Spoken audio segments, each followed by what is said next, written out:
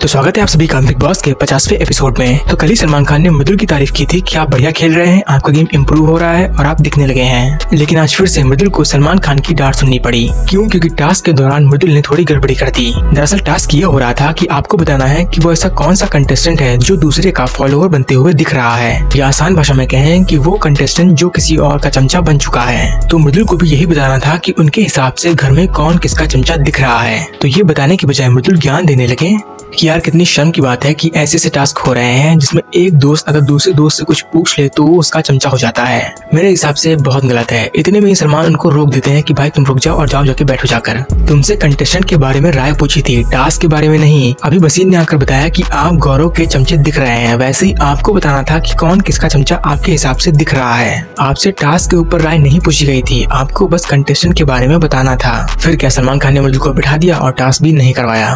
वही कल तो नीलम नहीं रो पाई थी, लेकिन आज उनका सब्र का बांध टूट गया और वो रो पड़ी। दरअसल टास्क यही वाला हो रहा था कि कौन किसका चमचा है। तो इस टास्क में सबसे ज्यादा वोट मिले नीलम को। ज्यादातर घर वालों के हिसाब से नीलम चमची दिख रही है तानिया की। तानिया के साथ वो बहुत दिखती है, तानिया की बात मानती है, ये है वो है। नीलम का घर में कोई भी पॉइंट ऑफ व्यू नहीं है, तानिया के हिसाब से चलती है, उन्हीं के पास बैठी रहती है।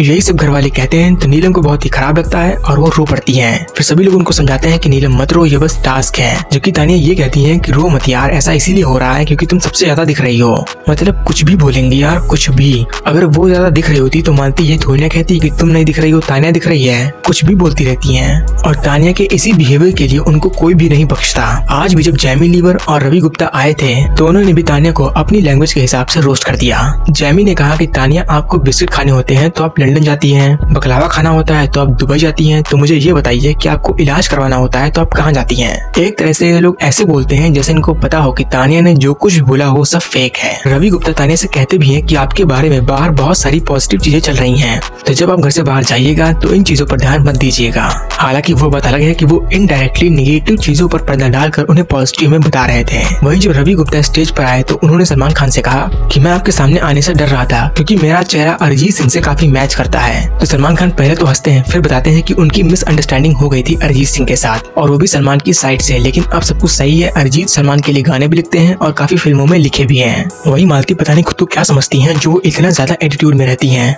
अभिषेक मालती का हाथ पड़ रहे थे तो अभिषेक कह रहे थे हाथ ऐसे करो, अंगूठा दिखाओ। तो जब मालती अंगूठा दिखा रही थी तो साथ में वो अपनी उंगलियां भी दिखा रही थी, ऐसे ऐसे ऐसे। मिडिल फिंगर तो नहीं दिखाई, लेकिन जैसे वो दिखाने वाली थी तो वहीं पर अभिषेक ने उनको रोक दिया। ये क्या कर रही हैं आप, मैंने तो नहीं कहा ये करने को। तो मालती कह रही कि आप अंगूठा दिखाने को कह रहे थे तो मैंने उंगलियां भी दिखा दी।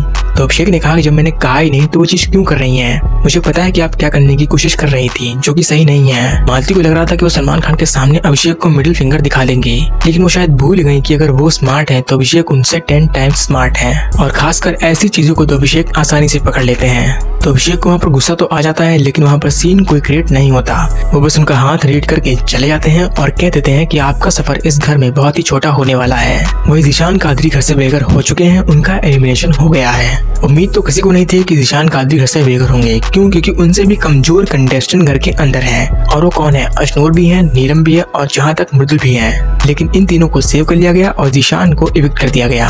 और इविक्ट भी कैसे किया गया? एक स्पेशल तरीके से। पहले तो सलमान खान ने मृदुल और प्रीत को सेव कर दिया।